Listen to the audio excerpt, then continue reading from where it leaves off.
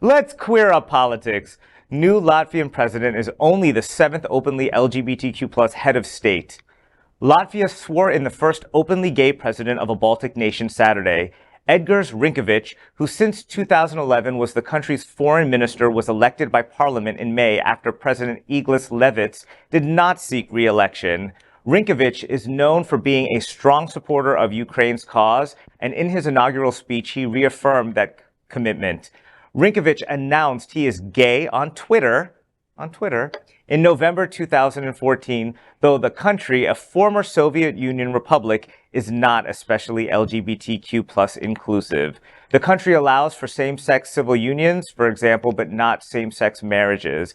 Hours before he came out, Rinkovic tweeted that he would continue to fight for a legal framework for all kinds of partnerships. He said he knew there would be mega hysteria and ended the post with the hashtag #ProudToBeGay. He is one of just a few openly gay heads of state in the world.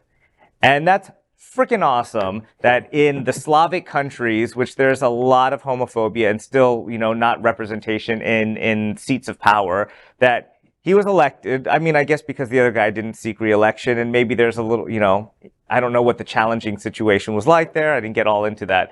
But it's fantastic that he's standing up for that. I think there's been more of a movement in Russia that I've been seeing with trying to legalize gay rights, or to at least decriminalize them. So it is something that's spreading across the world. And even though our kind of shit show of Florida can sometimes color our opinions of what's going on in the world, we are really making progress, and we should celebrate the wins when we can get them, or else we'll just live in the toilet here in Florida. So awesome.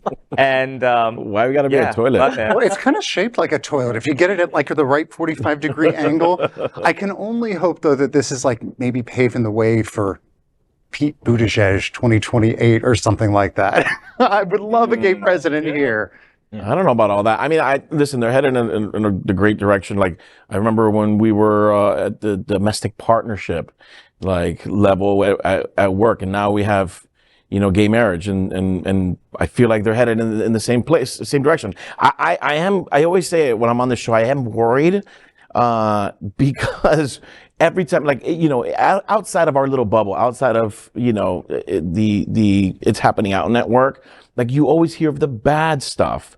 You always hear of all the killings. And I feel like every time there's something good, if there's, a non-binary person on a magazine, you hear of all the bashing outside of that. You hear all of like the protesting and people that are killed thereafter. And these are the kind of scenarios that I always worry. I'm like, I want to be happy. I want to say, great, this is amazing, an openly, gay head of state. But then I think, what's going to happen thereafter? Like, what are the repercussions for this? And everyone always says, this is great. Like, we have to fight our fight, but it's still always in the back of my mind, like, oh, people are going to die because of this.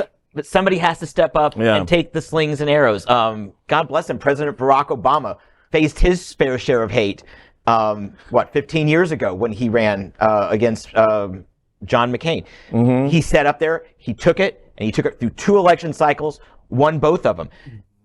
This movement in Latvia is especially poignant because NATO is currently meeting right next door in Lithuania. Oh, yeah. While they're debating the future of Sweden's membership, the military bloc essentially against Russia.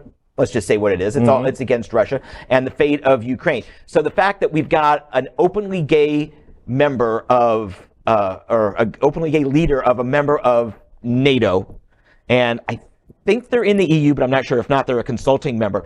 This gives us a seat at the table. Latvia, small country, roughly the size of this studio, but incredibly important. The Russians took it over, then the Nazis took it over, then the Russians came back again, and the Russians have proven that they will come back again. So this is incredibly important for us to have our seat at the table. And like you said, there will probably be blowback, but he's stepping up and taking it. And so God bless you and thank you, sir. Yeah. And I really hope that in our lifetime, we see more and more people from the LGBTQ plus community step up and run for office and seek these positions globally. Not only here, in Florida and the United States, but across the world. And that just goes to show also, like, we may have already had heads of state that they were closeted. because they weren't comfortable enough to come out, because gay people have existed for centuries. We know that already. So you never know. It's unfortunate. We now live in a time where people are more comfortable to come out, and people are now promoting their platform and running for these positions. So hopefully there'll be more. That sounded like a candidate speech a little bit. There. Didn't expect him to go and announce Count Gajraj for Florida House of Representatives. Following Abraham Lincoln. I might give the exclusive to South Florida. Thank you. You're very welcome. good, very good. We are Queer News Tonight, the world's first and only live daily LGBTQ plus evening news show, brought to you from Happening Out Television Network. We operate in the same model of PBS and NPR, but for the LGBTQ plus community. We educate, inform, and entertain by supporting the 10 pillars of our LGBTQ plus community, with more than 100,000 a week watching us on Roku, Apple Television, and other channels. To keep the story going, we accept donations with 100% transparency. Stay updated and live authentically with Queer News Tonight.